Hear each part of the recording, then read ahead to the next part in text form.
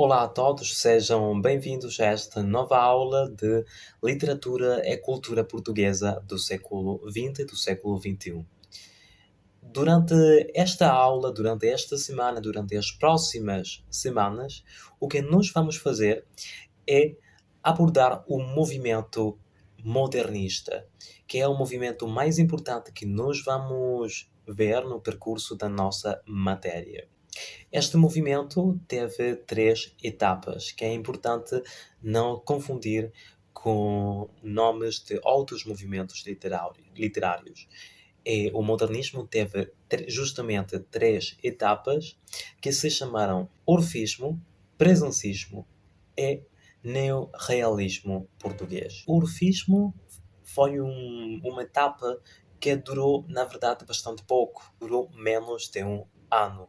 É a primeira edição da revista que fez nascer o Orfismo foi a revista Orfeus, que foi editada pela primeira vez no ano 1915 e durou até o ano 1916.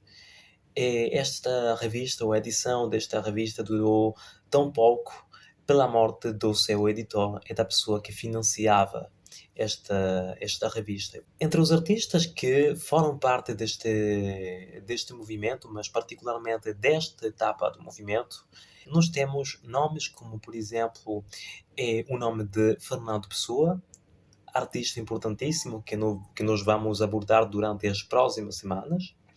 Também Mário Sá Carneiro, Almada Negreiros e, finalmente, Luís de Montalvor. Para compreendermos este movimento orfista, é preciso levarmos em conta que o seu nome diz muito do que o movimento queria para si. Então, por que é que este movimento se chamou movimento orfista? Bem, o nome vem diretamente do mito de Orfeu e Eurídice. No mito de Orfeu e Eurídice havia um artista que encantava todo o mundo pelo seu talento com a lira. Também havia outra personagem da qual este artista estava apaixonado, que era Eurídice. Então, o que é que acontecia? Uma vez um sátiro estava estava a perseguir Eurídice, ela caiu e finalmente ela é mordida por um animal. Finalmente ela morre e vai para o mundo dos mortos.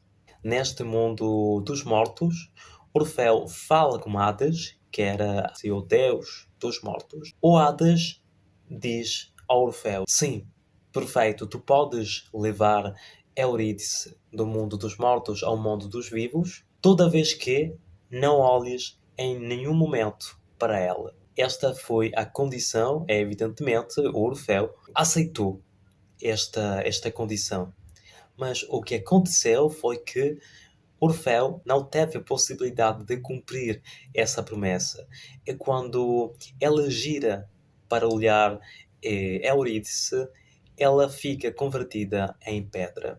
Então, qual seria a relação entre o nome do movimento e este mito grego? A relação seria que, como Orfeu tinha de fazer no seu percurso deste ao mundo dos mortos até o mundo dos vivos, ela não tinha de olhar para trás.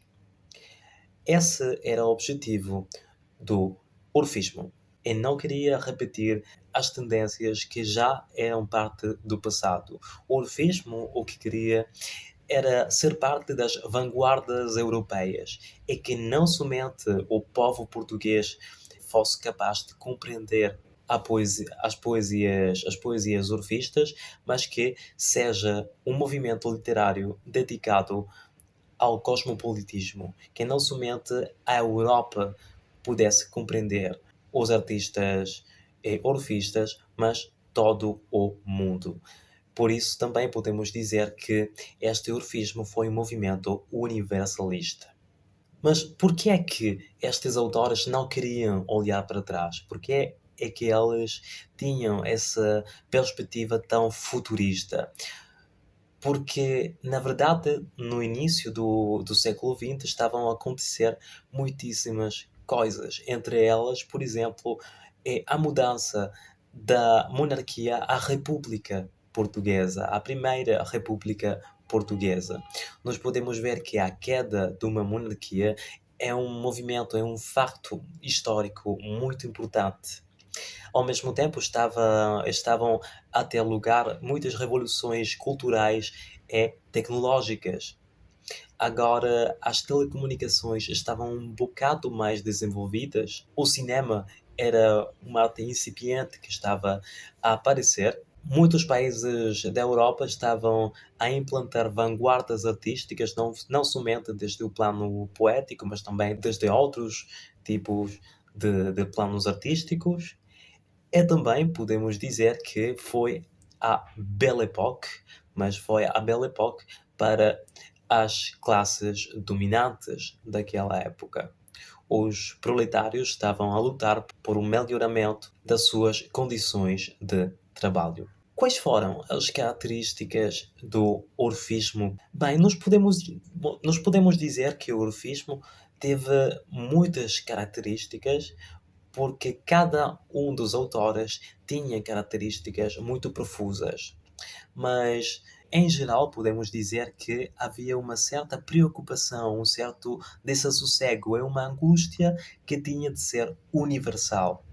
Este movimento teve também características híbridas entre movimentos passados, como o movimento simbolista, entre o movimento decadentista, e outros movimentos que vão ser parte do futuro ou que olham para o futuro, que são os movimentos futuristas e cubistas. O principal autor deste movimento foi Fernando Pessoa, uma personagem para a literatura portuguesa incontornável, dado que muitas vezes também foi até comparado com Luís Vaz de Camões.